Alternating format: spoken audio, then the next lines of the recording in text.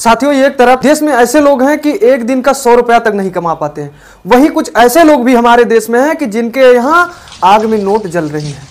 और यह भी कहा जाता है कि भारत में कानून सबके लिए है, अगर वह गलत काम करता है तो कानून सबके लिए है, केवल राष्ट्रपति को छोड़ करके। आखिर में सवाल यह खड़ी होती है कि जब कानून सबके लिए है तो आज दिल्ली हाईकोर्ट के जज जो यशवंत वर्मा जी हैं, उनके घर में जब नोटों की गड्डियां जल रही है तो वही कानून उनके ऊपर क्यों फॉलो नहीं हो रहा है। साथियों नमस्कार, आप देख रहे हैं कैन न्यूज, मैं हूं ब्रिजेश गुप्ता। साथियों, एक तरफ कहा जाता है कि भारत की कानून व्यवस्था सबसे अच्छी है,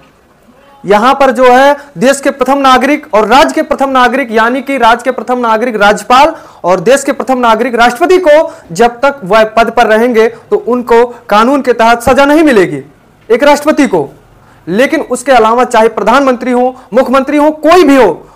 भले ही वह पद पे हैं लेकिन वह कोई गलत काम करता है तो उसको कानून के तहत सजा दी जाएगी। लेकिन अब सवाल खड़ी होती है, जब ऐसी कानून व्यवस्था अपने देश की है तो ये जो यशवंत वर्मा जी हैं, जिनके घर में 1-2 लाख 1 करोड़ नहीं कई करोड़ों की गड्डियां आग में जल रही हैं, जो कि पूरी तरह से भ्रष्टाचार है, उनके ऊपर आखिर में कानून के तहत क्यों नहीं एक्शन लिया जा रहा है?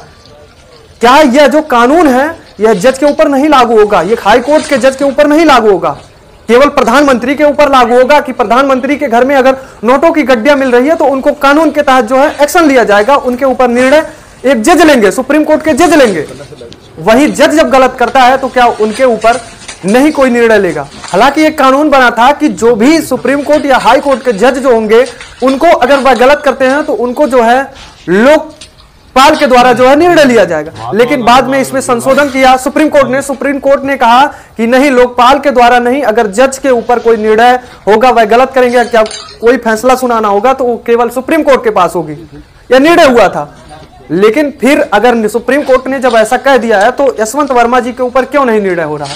क्या यशवंत वर्मा जी को जब उनके घर से नोटों की जलती हुई गड्डियां मिली, मैं इसके बारे में कुछ आप लोगों को बता दूं कि बीते दिन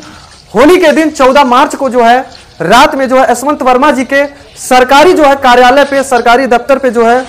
आग लगती है इनके घर में। जब फायर ब्रिगेड की टीम वहां पहुंचती है आग को बुझाने के लिए, जब फायर ब्रिगेड के टीम के लोग ने इनके घर में जलते हुए नोटों को देखा तो हताश हो गए कि इतनी सारी पूरे एक पूरी रूम में भरी नोटों की गड्डियां जल रही। उसके बाद फायर ब्रिगेड की टीम ने बाहर आया और यह सूचना जो है आगे पहुंचाया। लेकिन बाद में एक निर्णय के बाद यशवंत वर्मा जी को फिर पुनः इलाहाबाद हाई कोर्ट में नियुक्त कर दिया गया, दिल्ली हाई कोर्ट से हटा करके। हालांकि जब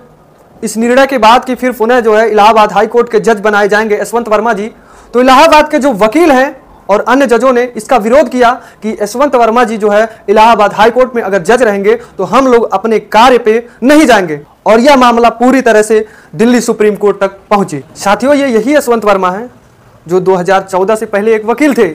इलाहाबाद हाई कोर्ट में, लेकिन 14 में इन्हें जो है इलाहाबाद हाई कोर्ट का जज नियुक्त किया गया। फिर 2021 में इनको जो है प्रमोशन करके जो है दिल्ली हाई कोर्ट का जज बनाया गया। अब बात सवाल यह खड़ी होती है कि जब ये कोई निम्न वर्ग का कर्मचारी अगर 200 रुपया 500 रुपया घूस लेते हुए पकड़ा जाता है तो उसको जो है सस्पेंड कर दिया जाता है। सस्पेंड करने के साथ साथ नौकरी से बर्खास्त कर दिया जाता है, नौकरी ले ली जाती है उनकी। वही जब जो है निर्णय सुनाने वाला एक जज, हाई कोर्ट का जज के घर में इतनी रुपयों का जो है बंडल वो भी मिलती है जलती हुई अवस्था में,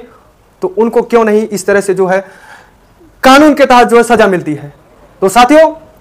इस पर आप क्या कहेंगे कमेंट में जरूर बताएं। तो दीजिए ब्रिजेश गुप्ता को इजाजत, मिलते हैं एक नई मुलाकात नई वीडियो के साथ।